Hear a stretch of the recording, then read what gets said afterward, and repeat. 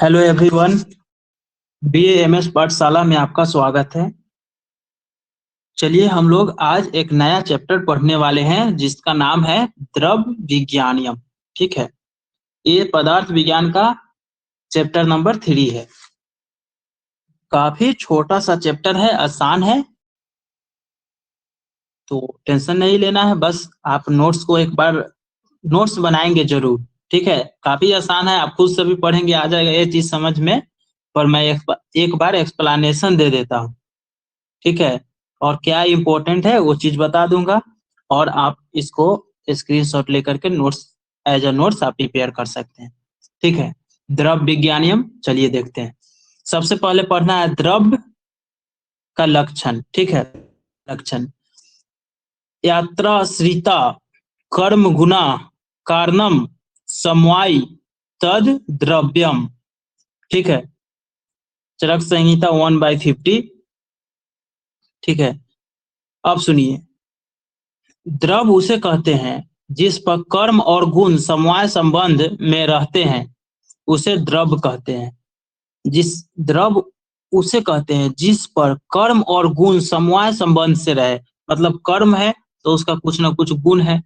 ठीक है, मतलब दोनों चीज एक साथ एग्जिस्ट करते हैं। अगर दोनों को अलग कर दे तो वो फिर द्रव नहीं रह जाएगा। समवाय संबंध मतलब अलग नहीं किया जा सकता। जैसे गुण होता है, किसी चीज का गुण होता है, तीक्ष्ण होता है, उष्ण होता है, शीतल होता है, गुरु गुण होता है, लघु गुण होता है। मतलब गुण बड़ी पढ़िएगा, गुण चैप्टर, उसमें 20 तरह के गुण के बारे में पढ़ना है। ठीक है, ऐसे गुण तो टोटल 41 होते हैं, जिसमें गुरुवादी गुण होता है 20 टाइप के, आगे में पढ़ाएंगे। आध्यात्मिक गुण होता है 5, पराधी गुण होता है 10, और विशेष गुण होता है 6। इस सबको जोड़िएगा तो 41 हो जाएगा। ठीक है, इसके लिए एक अलग से चैप्टर बना हुआ है। अब सुनिए, द्रव्य की संख्या आचार चरक के अनुसार आकाश, वायु, अग्नि, जल, पृथ्वी, आत्मा, मन वाला, आत्मा, मन, काल और दिशा, ये 9 द्रव है। ठीक है, आचार चरक के अनुसार द्रव की संख्या 9 है। ठीक है, आचार चरक के अनुसार आकाश, वायु, अग्नि, जल, पृथ्वी, आत्मा, मन, काल और दिशा, ये 9 द्रव होते हैं। ठीक है, वैशेषिक दर्शन के अनुसार पृथ्वी, जल, अग्नि, वायु, आकाश, ठीक है, आकाश, काल, दिशा, मन, ये 9 द्रव है। इनके हिसाब से भी 9 है। ठीक है, द्रव के प्रकार, द्रव को 2 पार्ट में बांटा गया है, कारण द्रव और कार्य द्रव। कारण द्रव जो होता है ना, वो 9 तरह का होता है। कारण द्रव आर ऑफ 9 टाइप्स, 9 तरह का होता है कारण द्रव्य। पंच महाभूत हो गया, 5 महाभूत हो गया, है ना। आकाश, वायु, अग्नि, जल, पृथ्वी, है ना, 5 महाभूत हो गया। छठा हो गया आत्मा, 7वां हो गया मन, 8वां हो गया काल, और 9 नंबर में हो गया दिशा। तो कारण द्रव 9 तरह का होता है। पंच आकाश, वायु, अग्नि, जल, पृथ्वी। ठीक है, आकाश, वायु, अग्नि, जल, पृथ्वी, 4 ही बोल रहे हैं क्या? आकाश, वायु, अग्नि, जल, पृथ्वी, 5 हो गया। ठीक है, आत्मा, मन, काल, दिशा, ये 9 तरह का द्रव हो गया। अब हम लोग पढ़ेंगे कार्य द्रव। ठीक है, देखो कार्य द्रव का फर्दर डिवीजन हुआ है। ठीक है, 2 तरह का कार्य द्रव होता है, चेतन और अचेतन। चेतन में भी 2 डिवीजन किया गया है। चेतन द्रव में भी 2 तरह का डिवीजन है, अंतस चेतन और बाह्यन चेतस चेतन। ठीक है, अंतस चेतन जिसमें चेतना अंदर की तरफ हो, जो अपने अभिव्यक्ति को, अपने फीलिंग को बाहर की तरफ नहीं रिप्रेजेंट कर पाए, नहीं शो कर पाए, उसको अंतस चेतन बोलते हैं। वनस्पति, वानस्पति, विरुद्ध और औषध, इसमें मेनली प्लांट का ये सब चीजें हैं। अंतस चेतन मतलब अंदर की तरफ चेतना होता है, वो अपने अभिव्यक्ति को, अपने फीलिंग को शेयर नहीं कर पाते हैं, उसको अंतस चेतन बोलते हैं। अंतस चेतन ये 4 टाइप का होता है, वनस्पति, वानस्पति, विरुद्ध और औषध। सबको डिटेल में देखेंगे। उसके बाद होता है बाह्यन चेतन। जो अपने अभिव्यक्ति को, अपने फीलिंग को बाहर की तरफ व्यक्त कर सके, ठीक है। जैसे ये सब चीजें हैं। अब इसका भी कुछ टाइप है, जरायुज, अंडज, स्वेदज, उद्भिज, ठीक है, ये सब चीजें हैं। तो अब हम जानेंगे, पहले तो चेतन पढ़ लिए जिसमें चेतना हो, जिसमें कॉन्शियसनेस हो, और अचेतन जो अनकॉन्शियसनेस हो, ठीक है, जिसमें चेतना नहीं हो। तो चेतन में दो होता है, अंतश्चेतन और बाह्यन चेतन। और अचेतन का कुछ टाइप है जो हम देखेंगे। अभी हम देखने जा रहे हैं अंतश्चेतन। अंतश्चेतन जो है,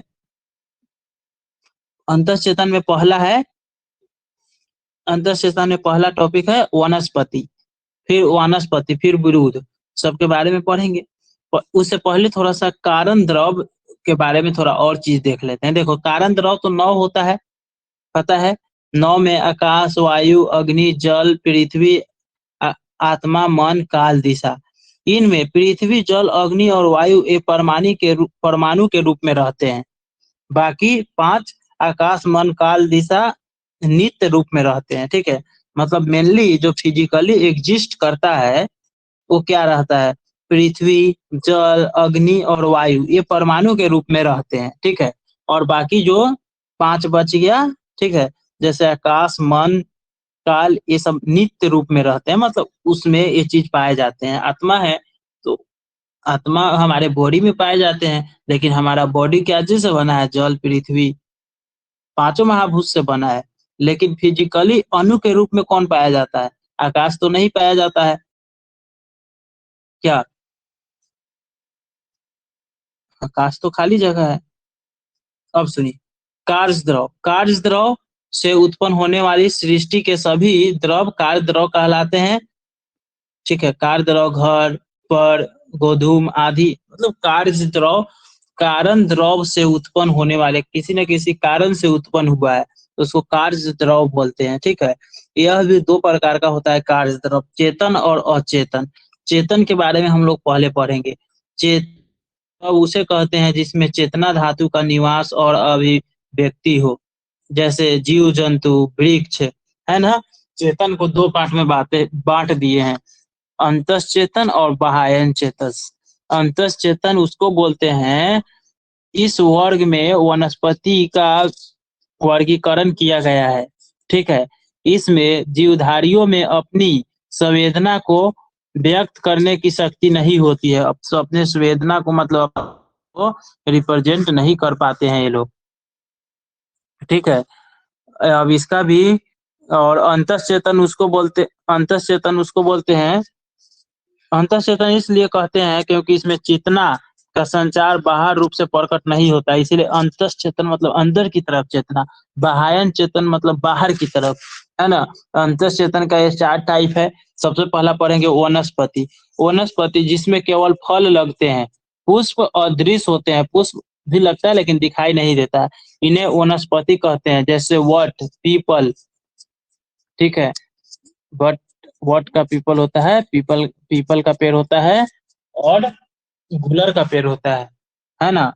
और दूसरा टाइप है वनस्पति, जिसमें पुष्प और फल दोनों दिखाई देते हैं, ठीक है, जैसे आम, नीम, जामुन इत्यादि। विरुद्ध, जो वनस्पतियां लता एवं गुल्म रूप में, उन्हें विरुद्ध कहते हैं, जिसमें क्रीपर्स जो होते हैं ना प्लांट, उसी को विरुद्ध कहते हैं, ठीक है। और औषध, जिसका फल पकने के बाद नष्ट हो जाए, है ना, उसे औषध कहते हैं। जैसे चावल, गेहूं, ये सब चीजें हैं, पकने के बाद नष्ट हो जाता है, ठीक है, और फिर से जमने लगे। अब सुनिए, बाह्यन चेतन, जिन द्रव में चेतना या जीव की अभिव्यक्ति बाहर, मतलब बाहर की तरफ रिप्रेजेंट कर पाए, उसको हम लोग बाह्यन चेतन बोलते हैं। ये भी 4 तरह का होता है, जरायुज, अंडज, स्वेदज, उद्भिज। जरायुज किसको बोलते हैं, जो गर्भाशय से जन्म लेता है, जिसमें नाभि नाल बनता है, जो प्लेसेंटा के थ्रू जिसका जन्म होता है, जैसे ये सब हो गया जरायुज। अंडज, जिसका उत्पत्ति अंडा से हो, जो अंडे से उत्पन्न होते हैं उन्हें अंडज कहा जाता है ना। पक्षी, सर्प, कच्छ आदि, कछुआ, सांप, पक्षी, ये सब अंडा से उत्पन्न होते हैं। स्वेदज जो पसीने से उत्पन्न होते हैं, ठीक है, उसे स्वेदज हम लोग कहते हैं।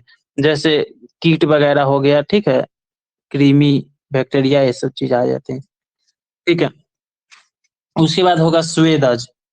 स्वेदज तो हो गया। उद्भिज जो जमीन फाड़कर उत्पन्न होते हैं उसे उद्भिज कहते हैं, जैसे अर्थवर्म वगैरह होता है, ठीक है। अब अचेतन का टाइप हम लोग देखेंगे, ठीक है। अचेतन जिसमें चेतना नहीं हो उसको अचेतन कहते हैं। अचेतन अलग अलग बेसिस पर अचेतन का बहुत सारे टाइप बताए गए हैं, जैसे प्रयोग भेद से। एक होता है औषध द्रव, एक होता है आहार द्रव। औषध द्रव के प्रयोग से शरीर में मुख्यतः शीत उष्ण आदि गुणों का आधान होता है, ठीक है। औषध वीर प्रधान होता है। औषध मतलब मेडिसिन, जिससे हमारे बॉडी में वात पित्त कफ या किसी भी तरह का विषमता आ रहा है, विषम अवस्था आ रहा है, तो उसको ठीक करने के लिए औषध द्रव का यूज करते हैं। जबकि आहार द्रव जो हमारा खाना होता है ना, वो आहार द्रव कहलाता है। हमारे भोजन से रस बनता है, रस, रक्त, मांस, मेद, अस्थि, मज्जा, शुक्र, ये सब चीज बनता है, जिससे हमारे शरीर का वृद्धि होता है, ठीक है। हमारे शरीर को पोषण करता है। आहार द्रव हमारे शरीर को पोषण करता है, जबकि औषध द्रव हमारे शरीर में रोगों को दूर करने का काम करता है। देखो यहाँ साफ साफ लिखा है, औषध द्रव का प्रयोग रोग निवारण के लिए होता है, ठीक है। औषध द्रव का प्रयोग जो है वो रोग निवारण का है, लिखा हुआ है। औषध द्रव का प्रयोग रोग निवारण के लिए होता है, ठीक है। औषध द्रव का प्रयोग रोग निवारण के लिए होता है। आह द्रव शरीर, और जबकि आहार द्रव जो है शरीर की रक्षा एवं वृद्धि के लिए होता है। ये चीज 100% क्लियर होना चाहिए, ठीक है। अब सुनिए, ये आ रहा है समझ में, ये क्या चीज के भेद से हो गया? प्रयोग भेद से, है ना। ये प्रयोग भेद से दो टाइप हो गया, याद रखेंगे आप। प्रयोग भेद से कितना टाइप हो गया? दो, औषध द्रव और आहार द्रव, ठीक है। अब रस भेद से देखेंगे। द्रवों को रस भेद से 6 भाग में विभाजित किया गया है। मधुर, अम्ल, लौन, इसको ऐसे याद कर सकते हैं, एक बार में 3 का ग्रुप बनाइए, याद कीजिए। मधुर, अम्ल, लौन, ठीक है। और कटु, तीक्ष्ण, कषाय। मधुर, अम्ल, लौन, मधुर, अम्ल, लौन, कटु, तीक्ष्ण, कषाय। मधुर जल प्लस पृथ्वी से बना हुआ है, इसका पंच महाभूति है। अम्ल में जल प्लस अग्नि होता है। लवण में पृथ्वी प्लस अग्नि होता है। कटु में वायु प्लस अग्नि होता है। तीक्ष्ण में वायु प्लस आकाश होता है। कषाय में पृथ्वी प्लस वात होता है, ठीक है। तो मधुर, अम्ल, लौन, कटु, तीक्ष्ण, कषाय। मधुर, अम्ल, लौन, कटु, तीक्ष्ण, कषाय, ये याद कर लीजिए। 6 तरह का रस भेद से ये हो गया, ठीक है। अब मधुर क्या चीज से बना है? तो जल, पृथ्वी, दिमाग में इसको डालिए। मधुर बना हुआ है जल प्लस पृथ्वी, दिमाग में डाल लीजिए। मधुर मीठा चीज, आम मीठा होता है, तो जल प्लस पृथ्वी है, पृथ्वी के कारण भारी हो गया, जल के कारण रस हो गया उसमें, ठीक है। जल प्लस पृथ्वी। अम्ल, इसका देखो रसगुल्ला हो गया, आम हो गया, है कि नहीं। मधुर अम्ल, अम्ल बना है जल प्लस अग्नि से, है ना। जैसे दही, खट्टा चीजें सब दही है, तो जल प्लस अग्नि होता है, ठीक है। पृथ्वी, ठीक है। तो पृथ्वी, पृथ्वी, सॉरी, मधुर, अम्ल, लौन। लौन जो हो गया, लौन मतलब नमक हो गया, तो नमक भारी भी होता है और उसका टेस्ट समझ रहे ना, अग्नि होता है, अग्नि गला देता है किसी चीज को। काला नमक, ठीक है, नमकीन, ये सब हो गया। तो अब हम आपसे पूछेंगे मधुर क्या चीज से बना हुआ है, तो आप बोलेंगे जल प्लस पृथ्वी। मधुर अम्ल क्या चीज से बना हुआ है, तो जल प्लस अग्नि। मधुर अम्ल। लौन क्या चीज से बना है? पृथ्वी प्लस अग्नि, याद रखिएगा। उसके बाद है कट्टु, तीक्ष्ण, कषाय। कट्टु बना हुआ है वायु प्लस अग्नि से, ठीक है। नीम, करवा नीम। तीक्ष्ण वायु प्लस आकाश से, पीता, चंदन, नीम, ठीक है। कषाय पृथ्वी प्लस वात मतलब वायु से बना है। तो कम से कम ये पांच पंच महाभूत याद रखिएगा कि मधुर, अम्ल, लौन, कटु, तीक्त का बेस 206 हो गया। अब मधुर क्या चीज से बना है? जल प्लस पृथ्वी, सबको याद रहता है ये कम से कम। अम्ल जल प्लस अग्नि, ये भी याद रहता है, जल प्लस अग्नि, अम्ल। लौन मधुर, अम्ल, लौन, पृथ्वी प्लस अग्नि। कटु तिक्त कषाय, कटु वायु प्लस अग्नि, तीक्ष्ण वायु प्लस आकाश, कषाय पृथ्वी प्लस वायु। भेद से, ठीक है। वीर भेद से दो तरह का होता है, शीत वीर और उष्ण वीर, है ना। शीत वीर, शीत वीर मतलब ऐसा द्रव जो शीतलता प्रदान करे, ठंडा ठंडापन प्रदान करे, है ना। ऐसा द्रव जिसका प्रभाव ठंडा रहे उसे शीत वीर कहते हैं। वैसा द्रव जिसका प्रभाव ठंडा रहे उसे शीत वीर कहते हैं। जैसे चंदन, खजूर, वासा, दर्भ, खादीर, बबूल। चंदन, खीरा, लौकी याद रखिएगा, ये ऐसा पदार्थ है ना जो जिसका गुण होता है ठंडा, शीतलतन प्रोवाइड करना। चंदन, चंदन ठंडा होता है ना। तो शीतवीर उसको बोलते हैं। शीतवीर मतलब, वीर मतलब पोटेंसी, जिसका गुण हो, तो उसका गुण है शीत, ठंडा करना। इसका एग्जाम्पल है चंदन, खीरा, ठीक है। लौकी याद रखिएगा। उष्णवीर, ऐसा द्रव जिसका प्रभाव गर्म हो, उष्ण हो, उसे उष्णवीर कहते हैं। जैसे तगर, एला, एरंड का तेल होता है, ठीक है। मधु आदि बात को कम करता है तथा यह कफ को बढ़ाता है। अब सुनिए, दोष कर्म भेद से तीन तरह का आता है, समन, कोपन और स्वास्थित। समन उसे कहते हैं जो कुपित दोषों को शांत रखे, ठीक है। जो कुपित दोषों को शांत कर दे उससे हम लोग समन कहते हैं। कोपन किसको कहते हैं? कोपन द्रव उसे कहते हैं जो दोषों को कुपित करे। कोपन द्रव उसे कहते हैं जो दोषों को कुपित कर देता है ना, उसे कोपन द्रव कहते हैं। समन द्रव उसे कहते हैं जो दोषों को शांत करे। समन द्रव उसे कहते हैं जो दोषों को शांत करे। समन द्रव उसे कहते हैं जो दोषों को शांत करे, है ना। कोपन द्रव किसको कहते हैं? कोपन द्रव द्रव उसे कहते हैं जो दोषों को कुपित करे। मतलब ऐसा भी द्रव होता है जो दोष को और बढ़ा देता है ना। समन उसको बोलते हैं, ये इस तरह का द्रव है जो दोषों को शांत कर दे।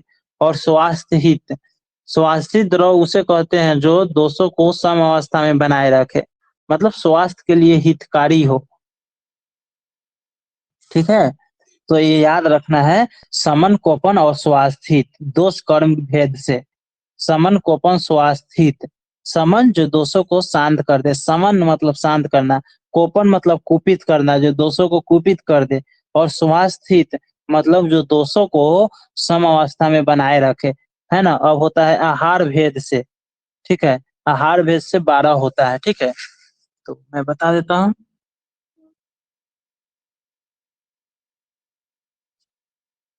आहार भेद से 12 होता है, जस्ट वेट। इसका आप पीडीएफ ये चीजें कर लेंगे।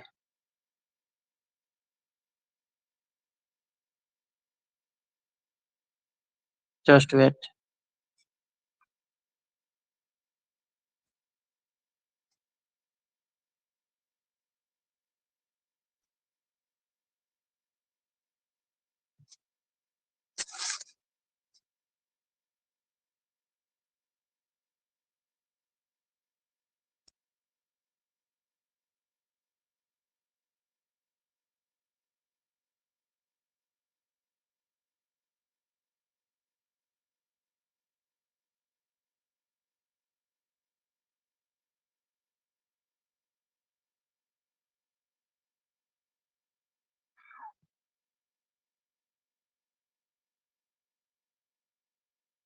आहार भेद से 12 होता है, मैं आपको दिखा देता हूँ।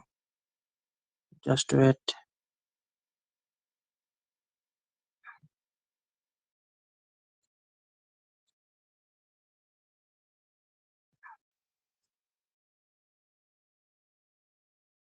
देखो, आहार वेद से 12 है, इसको देख लो एक बार। देखो, आहार वेद से सुख साध्य होता है, समी साध्य होता है, बांस, शाक, फल, हरित, मध, जल, गोरस, इक्षु, कुतांत, आहार योगी। ठीक है, 12 है। आहार योगी में तेल, लवण, हींग ये सब चीज आता है। कुतांत में आता है मंड, पेया आदि। ठीक है, इक्षु में आता है इक्षु रस, गुड़, शकरा आदि। ठीक है, गोरस में आता है गव्य, महिष। जल में आता है द्रव्य, भैम। मध में आता है अरिष्ट, औसाय। एक एक एग्जाम्पल पॉसिबल हो तो याद रखेगा, नहीं तो 12 इसी तरह याद रख लीजिएगा। सुख साध्या, समी साध्या, मांस, शाक, है ना, फल, हरित, मधु, जल, गोरस, इक्षु, कुटांत, आहार योग। ठीक है, तो इस तरीका से द्रव विज्ञानियम काफी छोटा चैप्टर था और कंप्लीट हो गया। आई होप आपको अच्छा लगा होगा। आसान चैप्टर है ही, तो आप इसको स्क्रीनशॉट लेकर नोट्स बना लेंगे। फिर नेक्स्ट चैप्टर आपको गुण हम पढ़ाएंगे। ठीक है, गुण। चलिए ठीक है, थैंक यू।